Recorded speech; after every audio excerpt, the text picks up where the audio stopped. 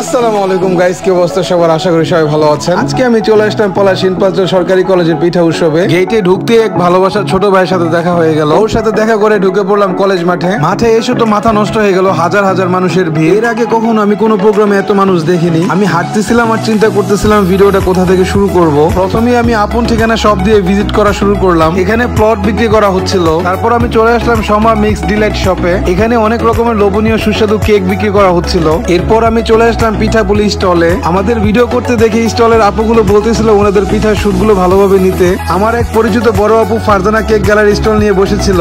উনার এখানে মাত্র 30 টাকায় পুডিং এবং 80 টাকায় কেক বিক্রি করা হচ্ছিল। তারপর আমি চলে আসলাম টেস্টি প্লাস হাউসে। এখানে নারিকেলের নাড়ু, ঝিনুক পিঠা, চকলেট বেন্টো কেক, রসমালাই সহ আরো অনেক রকমের খাবার বিক্রি করা হচ্ছিল।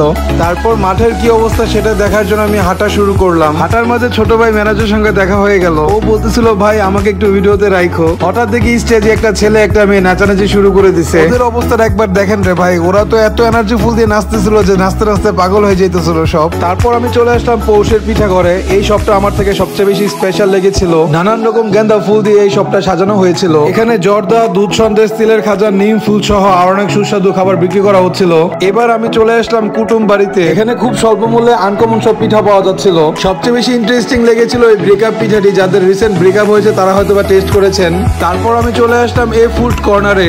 এখানে ফেসবুকের মিমস নাম দিয়ে পিঠা বিক্রি করা হচ্ছিল। এই পিঠাটির নাম কম বেশি আমাদের সবারই চেনা। তারপর আমি চলে আসলাম ছোট ভাই ইমরানের ইসলামিক শপে। সে অনেক উন্নত মানের আতর উঠিয়েছিল তার দোকানে।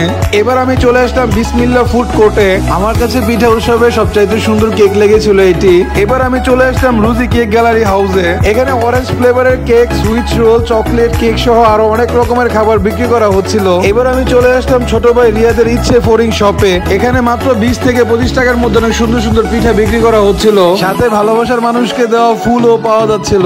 দোকানগুলি ভিজিট শেষ করে আমি এবার মাঠে হাঁটা শুরু করলাম। মাঠে আমার অনেকগুলো ছোট ভাই বড় ভাই ছিল। আমি তাদের ফুটেজ নেওয়ার জন্য ভিডিও করা শুরু করে দিলাম। এরা আমার কলেজের ছোট ভাই যারা আমাকে সবসময় সাপোর্ট দিয়ে থাকে।